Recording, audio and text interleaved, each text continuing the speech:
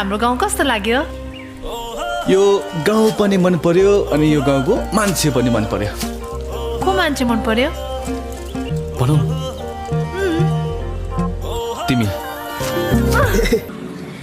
वक्त जो साथ गुजारा था जीने का वो